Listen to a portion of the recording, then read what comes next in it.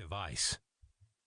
Once he circumnavigated the room, he knew he would need to make 2 more passes for a perfect 3. Deciding he would not proceed to 6 or 9 or 18 or even 27 laps around the laboratory tonight, he focused on the oscillator of interest. He had designed this device in his mind and visualized exactly how it would operate. 3 months of thought. No need to make blueprints. He hated to draw. Unnecessary. He had viewed the apparatus from every angle in his mind, fine-tuned the design and eliminated the one flaw requiring him to recalculate the size of the main piston. Once perfected in his head, he built it in 1 week, flawlessly matching the imagined model. Such a simple process. He didn't understand why all inventors didn't work his way: visualize, build, demonstrate, and later file for patents. His assistants always kept after him to write down his inventions early in the process. He held a predecessor patent covering some aspects of his experiment tonight, and maybe he would file a further patent, but not right now. On to final preparations. The oscillator could operate by either air pressure or steam, and tonight he would avail himself of his steam engine. He fired it up and waited for the pressure to increase as he connected a hose to the oscillator. Steam took time to build up and time to shut off, but would provide the right amount of energy for his demonstration. In the future, when he needed to relocate the energy source for an off-site test, he would use the air pressure engine. He smiled to himself. Thomas Edison would have wasted years with the ineffectual attempts at trial and error not needed to develop the demonstration tonight. So simple, yet elegant and powerful.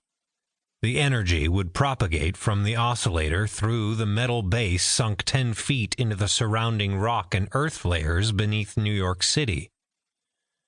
A dull, low thump permeated the room as steam began to flow through the line into the oscillator. Good. The exact sound previously heard in his head.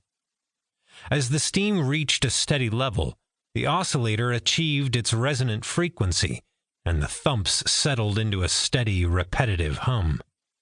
Consistency. So much in the world depended on consistency. People keeping their distance from him, machines following his plans, pigeons showing up when he saved bread from dinner. Unfortunately, many people lacked rationality. They became greedy and fought wars, but he could put an end to wars if the War Department would only listen to him. He had already designed and built a teleautomatic torpedo boat, controlled by remote signals and capable of striking an enemy ship, but it could only take out one enemy craft at a time. He planned to demonstrate this trifle of a weapon at the upcoming electrical exposition at Madison Square Garden. On a grander scale, he envisioned a world-shattering invention to put an end to war. Once he demonstrated its power, no one would dare invade another nation. He had designed a magnifying transmitter capable of sending bursts of energy to remote locations on the globe to destroy enemy installations. Using his lightning-producing coils, he designed the prototype using a huge ball atop a tall tower. It could send electricity through the air and ground to communicate with any other location, activate devices around the globe, and, in the interest of peace, seek out and destroy enemy war machines.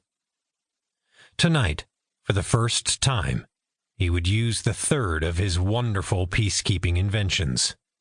One so powerful yet compact it would establish resonance within the Earth itself and produce the necessary oscillation tuned to the type of soil under his laboratory.